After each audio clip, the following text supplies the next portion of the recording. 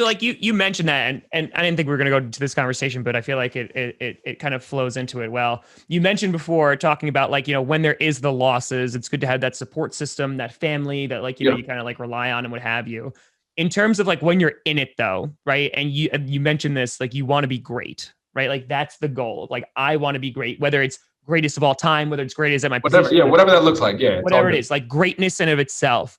Mhm. In terms of that, do you think that it requires like that sacrifice of whether it is relationships, family, friends, what have you, like in order to like become that? I mean, like you look at, and obviously today is like a day, but like with Kobe Bryant, right? Like he Yeah. talked Yeah. about this so many times where it's just like, listen, like you don't know me, like, right? Like you during this season, like during the, like that's it. Like I need to be great and I need to go and I need to do this.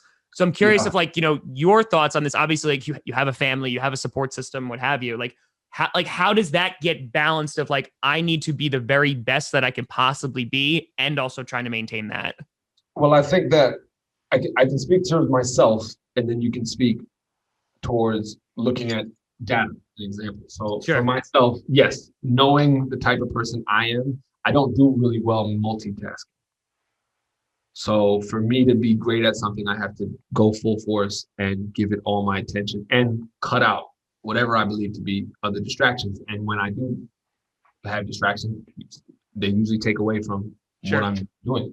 My family used to definitely be like, "Oh, Ryan was mean," when I was playing. And it's because there was a level of focus and there were other things that I just didn't give energy to in time. I was like, no, I don't have that. Yeah. But on game day, I tell my family, like, yo, don't mess with me on game day. Yeah. Like, I'll catch you after the game. That's fine. You know what I mean? Like, Yeah. and it's not a matter of like, I love you, I'm in Sure. supportive Sure. and anything Sure. like that. But like I don't want to give attention to the extra. Those are distractions away from my focus and what I'm doing. With training across the board, I think, and if you look at data, but that's me personally. I know that I can Sure. do that. Even if that was how I was in regards to relationships, and I apologize to all my past relationships in regards to.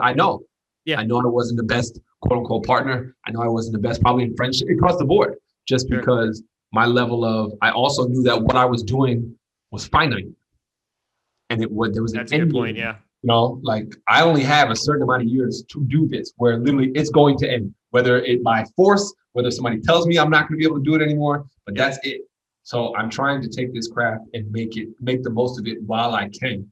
And my mother basically told me when I was like 18 or 19 that I had to, because of who I was, and then add on what I do, I had to Yeah. be okay with there being quote unquote like a revolving door that I had to Yeah. be okay with people coming in and out of my life and not getting frustrated because of my level of focus. So I had to be okay with people saying, you know what, this is not for me. I don't want to be a part of it. And I'm like, no, okay, I get it because Yeah. it's not for everybody. Hence why you always hear like, oh, marrying an athlete, being with an athlete, it's not for everybody. It is. It's not Yeah. for everyone. It's not a lifestyle that's for everyone. Sometimes people always they want to talk about, all the I guess the benefits and the affluent aspect The that comes along with fame, it. the Like, yeah, but you have no accolades. idea. Like it's hard. Yeah. Like to actually be a part of that and to recognize in many degrees. My mother, listen, when I was in college, my mother told my girlfriend in college, football is his wife. You're Yeah. his girlfriend. You think he's going to give more attention to his girlfriend than his wife? Now, my mother told my girlfriend this in college, and she didn't say it to actually be No, like mean. It like was she just was like this actually is it. saying it so that she could frame expectation. And it's like, yes, football was my wife, very much so. And I used to tell, like, there's no relationship if football doesn't work. So if you think that you're going to be prioritized over Yeah. the ship of it. So, and then if you look at, but I also think that comes with age and balance and trying to find all that, Sure. and it's very personal to who the person is. So for me, I reckon like who I was. Some people might be able to find the balance. I was talking to AJ Hawk, I think about a year ago, and I was on his podcast or maybe it was on a radio show, whatever. And we were talking about that aspect. And I was talking about the fact that I have kids now. And I know that I'm very glad I didn't have kids when Oh I was a God. kid because I don't know. I might have been that guy to miss out on some stuff because football was my first kid. Yeah. So and I'm not judging either. Like, I know that the seriousness and everything, so I'm not judging decisions made either or. But I'm just glad that I don't have to be in that position to pick and choose. Yeah. And everybody knows I love my kids are my life at this point. Sure. They're my new football. But when you look at even the data, when you look at the people who are extremely great, yeah, talk to their family members.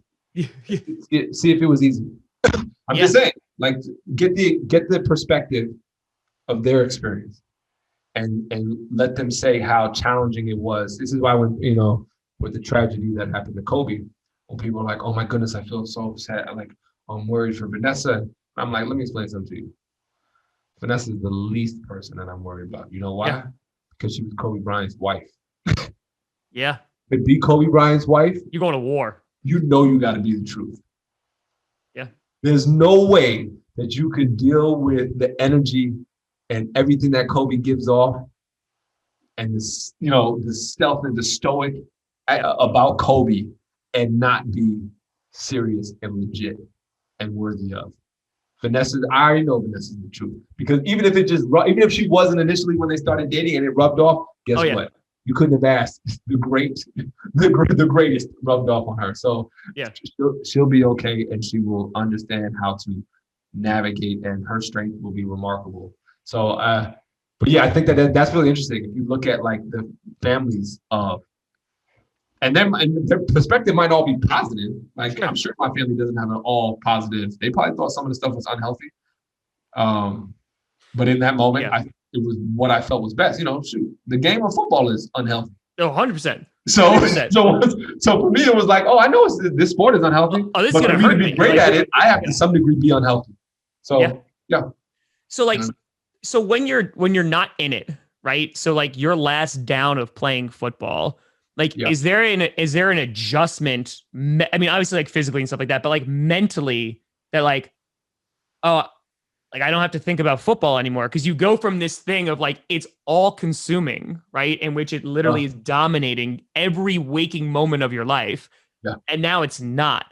Is it kind of just like, now I get to live? Because I feel like they're kind of like, is that right? Where it's just to like, some degree, But I think yes. That is a phenomenal perspective, except it's hard to take that perspective when this is what living looked like.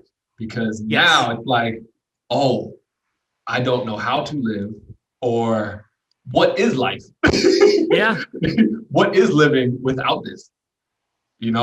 So it's like, it would be phenomenal if people say, now I get to live like you just said. Whoo! Yes. And there are many aspects you do. But most of the time, because of our connection and our attachment and just the human aspect of us, and usually it's forced upon us. And I think that's usually what adds it. Usually our exit out the game is forced upon us. Yeah. Usually we're not given the opportunity to leave on our own regards and say, you know what? I had a good run. And I appreciate it. We go out with cheers. No, that's not usually how it goes. John Elway, Peyton Manning style of just like, see you later, guys. If every guy got a chance to say, you know what? I'm good. Keep me on the team until I'm ready to tell you. Yeah. And then when we decided, you know what, I'm no longer done, we got a little standing ovation in the crowd. Like, they said, you know what? Okay, Ryan, what you said you're done? Okay, so in next week at 3 p.m., we're going to do the crowd. Vine Grand Celebration Day. Yeah, like, it would. I think the relinquishing of those reins and of the cleats would be very different. It's not the case. Usually, it's like, you're not good enough, and we don't want you. Silence for months with the aspiration of trying to do it. And you're like, the agent's like, honestly, dude, it's been 2 years. It's not going to happen. We're done now. And then you see Jason Witten coming back, and you're like, what? But he can come back. So it becomes that. So I think that it would be a little different. And yes, I agree with, I think it was a phenomenal perspective. Now I can live, but so much of the issue is that when guys get done, they don't know how to live, because so much of their life has been identified and consumed with that.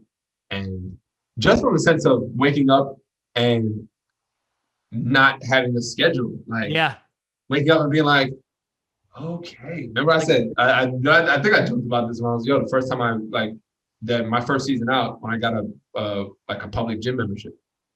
And I would go in the gym and be like, okay, what do I do workout-wise? I struggled to put together an actual workout because I was so used to looking on a card and being like, bang, bang, bang, bang, bang. And I was like, all right, what goes with what? Like, okay, what are my numbers? Like, well, okay, I'm like, whoa. But it's because I've been so many years. I've had, and that's what they do. They know what it takes energy-wise to be great. So what they do is, you know what? Let's minimize all the distractions for these guys. They don't have to worry about picking food. They don't got to worry about Nothing. They have to do no. We're one-stop shop. Blah blah blah blah That's blah it. blah blah. Yes. So it's crippling in from a societal life aspect. It's very crippling. Sure.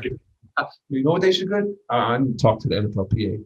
We need to. They need to. Everybody needs to get assigned like an assistant when they get out to help them with. As soon as they get, I feel like you kind of have to. Like it's like you talk about this is obviously a different aspect of it, but like how many players? Yes, first world issues and very affluent. Oh, definitely. And yes, I know. Most definitely. Yeah. Like you look at it, right? Like guys make so much money, when they're in the league, and then they're like, like how do I manage this, right? Like what do I do with this? Like how many people go broke because it's just like I wasn't taught spending habits, like I wasn't taught that like not to buy this stuff, and I think like that it's crazy that you could think about that is like you're essentially like indoctrinated into this this league in which you're just like I need to be at this level all the time, like to keep my job, to keep my livelihood, to everything, and when you're out of that, you're like, well, that's done now. What the hell do I do with myself? Because like, how do I fill the time in my day, like in my schedule? Because it was been filled for me for however many years. And most of the time it's for many years because these kids, this focus and determination and schedule and discipline starts way before college. Oh you know what I mean? So it's like, how do you? So I do actually, I think that guys need to be. It's like part of you sign a big deal, you should get an assistant. It should come with some sort of manager, like a transition manager. Yeah. You sign a big deal. Matter of fact, I'm gonna have a conversation about that. You sign a big deal, and part of your big deal is a transition manager. Mm-hmm. Yeah. I mean, like, and you can obviously compare this to like a number of other like major life changes where you go through them. Like, you're in something for so long, like whether it's like the military, whether whatever. Absolutely. Absolutely. It's a similar mind. And again, obviously I'm not comparing being in the military to the NFL, but what I'm saying is like the mindset of just being like, this is what I do day to day. It's chosen from me. I do it the same way. It's just the isolation and dedicating towards one thing, towards a goal of one thing. And this is why veterans and athletes can actually understand each other in many ways, from the brotherhood aspect, from the team and the unit aspect, in regards to the discipline, the focus, it being so hard, the extremes, the long nights, the early mornings. That's the notion. So it's not particular to sports. It's not particular to military. It's just that in those spaces, in any spaces where number one, it's team, it's the goal to be elite in that team because there's a task at hand that takes you to be elite. To accomplish the task, you have to be elite. You're gonna get on the same page, so you're gonna understand. Professional athletes across the globe can have the same conversation about what it takes. I don't care if it's women's soccer, any team sport, they're gonna understand.